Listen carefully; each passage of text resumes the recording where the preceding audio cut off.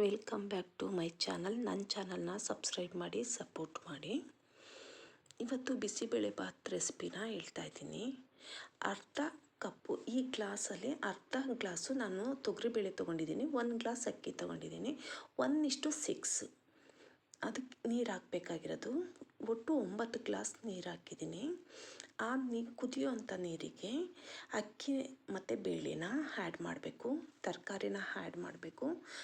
1 spoon ಎಣ್ಣೆ ಮತ್ತು ಅರಿಶಿನ ಆ್ಯಡ್ ಮಾಡಬೇಕು. ಮತ್ತು ಒಂದು ಕಡೆ ಗ್ಯಾಸ್ ಆನ್ ಮಾಡಿ ಪಾನಿಗೆ ಸ್ವಲ್ಪ ಎಣ್ಣೆ ಹಾಕಿ ಕೊಬ್ಬರಿ ಮತ್ತು ಅರಿಶಿನ ಬಿಸಿ ಮಾಡಬೇಕು.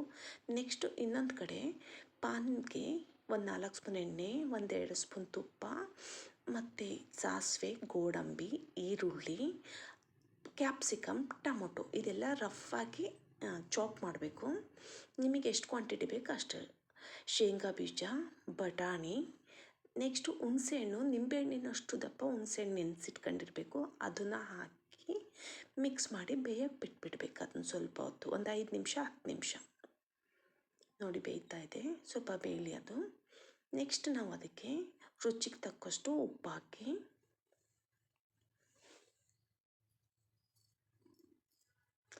ಸ್ವಲ್ಪ ಅದು ಒಂದು 5-10 ನಿಮಿಷ ಹುಳಿ ಅಂಶ ಎಲ್ಲ ಸ್ವಲ್ಪ ಕಡಿಮೆ ಆಗಬೇಕು. ಅದಕ್ಕೆ ಅದಾಗಬೇಕು ಅಂದರೆ ನೀವು ಸ್ವಲ್ಪ ಅದಕ್ಕೆ ನೋಡಿ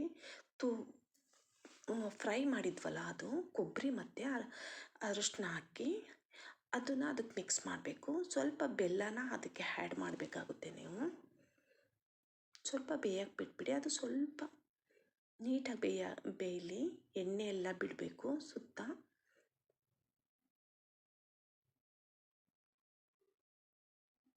ನೋಡಿ ಬೆಲ್ಲ ಹಾಕ್ತಾ ಇದ್ದೀನಿ.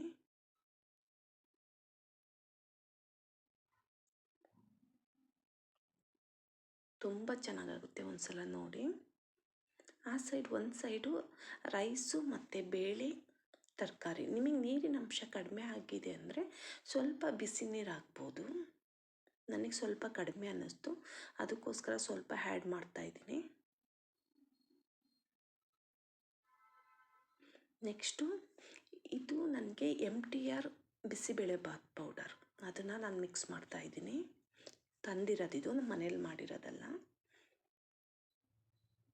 ನೀಟಾಗಿ ಮಿಕ್ಸ್ ಮಾಡಿ 1-2 ನಿಮಿಷ ಬಿಟ್ಬಿಡಿ, ಅದು ಮಿಕ್ಸ್ ಆಗುತ್ತೆ.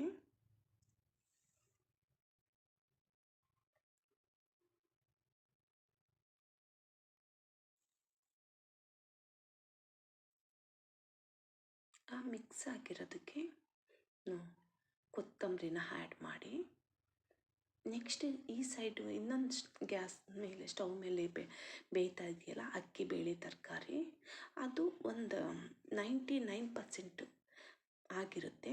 ಅದಕ್ಕೆ ಇದನ್ನು ಮಿಕ್ಸ್ ಮಾಡಬೇಕು. ನೋಡಿ ಅದಾಗಿದೆ. ಸಿಮ್ ಮಾಡಿ ಅದನ್ನು ಮಿಕ್ಸ್ ಮಾಡಿಬಿಡಿ. ಇದನ್ನು ತುಂಬ ಚೆನ್ನಾಗಿರುತ್ತೆ, ಒಂದ್ಸಲ ನೀವು ಮಾಡಿ. ಈ ರೀತಿ ಮಾಡಿದರೆ ತುಂಬ ಟೇಸ್ಟ್ ಇರುತ್ತೆ. ಮತ್ತು ಈ ಕನ್ಸಿಸ್ಟೆನ್ಸಿ ಇರುತ್ತಲ್ಲ, ಸೇಮ್ ಇರುತ್ತೆ. ಅದು ಒಂಥರ ಲೋಳೆ ಥರ ಬಿಡಲ್ಲ. ನೀವು ಸಂಜೆ ರಾತ್ರಿವರೆಗೂ ಇಟ್ಟರು ಇದೇ ಕನ್ಸಿಸ್ಟೆನ್ಸಿ ಇರುತ್ತೆ, ಮತ್ತು ಗಟ್ಟಿ ಆಗಲ್ಲ, ಏನು ಪ್ರಾಬ್ಲಮ್ ಆಗಲ್ಲ. ನೋಡಿ ಎಷ್ಟು ಚೆನ್ನಾಗಿದೆ. ಒಂದ್ಸಲ ಟ್ರೈ ಮಾಡಿ ನೋಡಿ. ತುಪ್ಪ ಹಾಕಿ 1 ಸ್ಪೂನು. ಇವಾಗ ತುಂಬ ಚೆನ್ನಾಗಾಗುತ್ತೆ. ನನ್ನ ಚಾನಲ್ನ ಸಬ್ಸ್ಕ್ರೈಬ್ ಮಾಡಿ ಸಪೋರ್ಟ್ ಮಾಡಿ. ನಿಮ್ಮ ಫ್ಯಾಮಿಲಿ ಫ್ರೆಂಡ್ಸ್ಗೆ ಶೇರ್ ಮಾಡಿ. ಮಾಡಿದ ಮೇಲೆ ಕಮೆಂಟ್ ಮಾಡಿ ಹೇಗಿದೆ ಅಂತ ಮರಿಬೇಡಿ.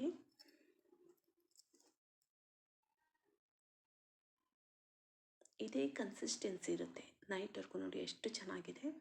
ನೀವು ಅದ್ರ ಮೇಲೆ ಬೇಕಾದ್ರೆ ಉಂಡೆ ಖಾರ ಇರುತ್ತಲ್ಲ, ಅದನ್ನು ಹಾಕಿ ತಿನ್ಬೋದು. ತುಂಬ ಚೆನ್ನಾಗಿರುತ್ತೆ, ಒಂದ್ಸಲ ಟ್ರೈ ಮಾಡಿ ನೋಡಿ.